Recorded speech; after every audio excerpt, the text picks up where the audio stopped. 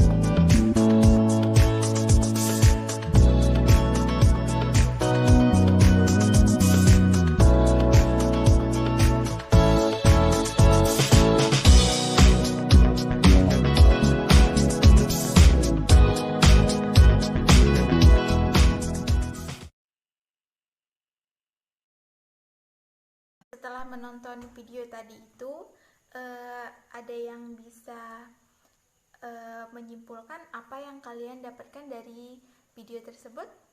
Saya, Bu. Ya, Halisa, silahkan. Anemia sangat berbahaya. Untuk mencegahnya, kita harus mengkonsumsi makanan yang mengandung zat besi. Gejalanya antara lain 5L, yaitu letih, lemah, lelah, lunglai, dan lesu. Baiklah, terima kasih. Tepuk tangan untuk Halisa. Baiklah, sekarang kita masuk ke materi ya, yaitu tentang kelainan atau penyakit pada sistem peredaran darah manusia. Baru setelah itu kita akan melakukan praktikum tentang tekanan. Anemia. Anemia merupakan suatu keadaan kekurangan eritrosit atau hemoglobin. Nah, kekurangan hemoglobin menyebabkan suplai oksigen ke jaringan menurun sehingga dapat mengganggu fungsi kerja sel.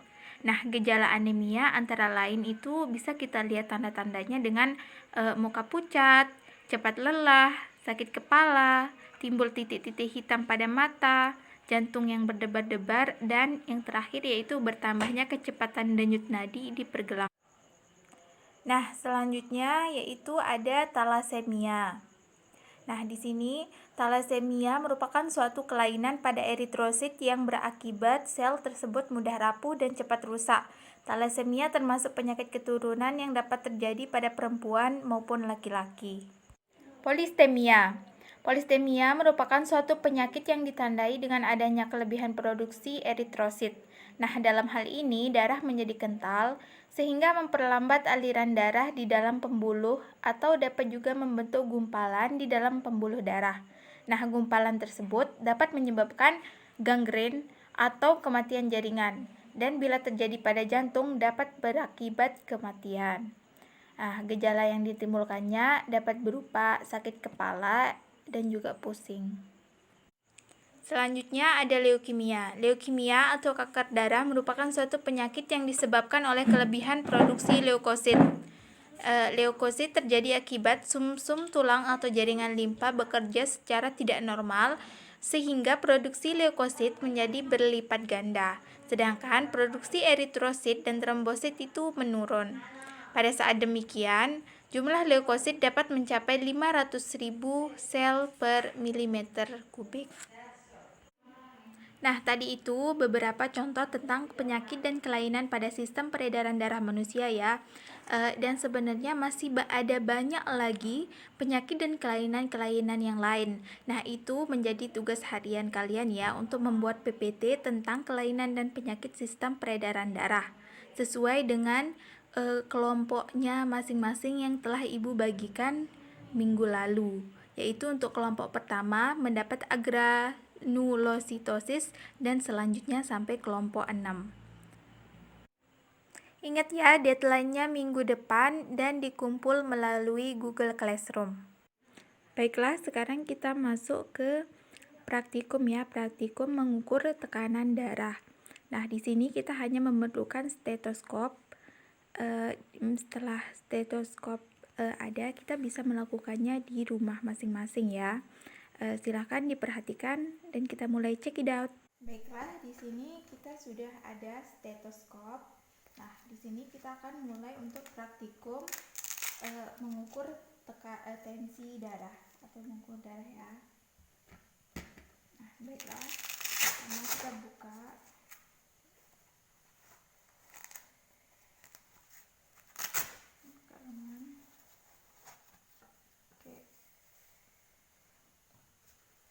Begini ya, ini kita tutup ini itu menutupi kita bisa langsung klik.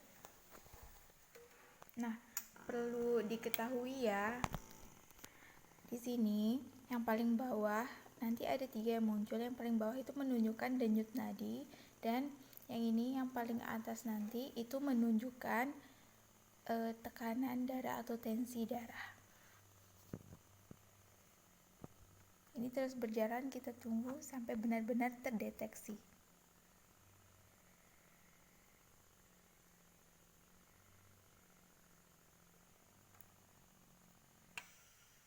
Nah, baiklah. Di sini sudah menunjukkan tekanan darah 131, berarti tekanan darah tinggi ya. Dan denyut nadi sebanyak 63. Oke. Nah, baiklah, setelah kalian menonton video praktikan yang telah Ibu contohkan tadi itu, mungkin nanti kalian bisa mengisi lembar kerja praktikum yang telah Ibu upload di Google Classroom. Nanti di sana sudah ada cara kerjanya, mungkin kalian bisa praktikan di rumah masing-masing dan nanti ditulis hasil pengamatan dan juga pembahasan serta kesimpulannya ya. Misalkan di pembahasannya itu kalian bahas semuanya, mulai dari metodenya bagaimana, secara langsung atau bagaimana, kemudian tekanan darah yang dihasilkan, apakah tekanan darah tinggi, tekanan darah normal, atau bagaimana. Nah, kalau tekanan darah normalnya itu 120 ya, di bawah itu rendah dan di atas itu tekanan darah tinggi ya. Dan juga nanti jangan lupa isi kesimpulannya, apa sih kesimpulan dari praktikum hari ini. Nah, mungkin cukup sekian materi kita dan praktikum kita pada pertemuan kali ini. Untuk lebih barokahnya, marilah kita berdoa bersama-sama untuk menutup pelajaran kita hari ini. Kepada ketua kelas, silahkan dipimpin teman-temannya untuk berdoa. Untuk mengakhiri pelajaran hari ini, marilah kita berdoa. Berdoa mulai. Doa selesai. Baiklah, Ibu akhiri pertemuan kita kali ini. Jangan lupa belajar dan jangan lupa kerjakan tugas-tugasnya, dan jangan lupa kirim lewat Google Classroom ya, dan jangan lupa jaga kesehatannya juga. Sekian, sampai bertemu minggu depan. Wassalamualaikum warahmatullahi wabarakatuh.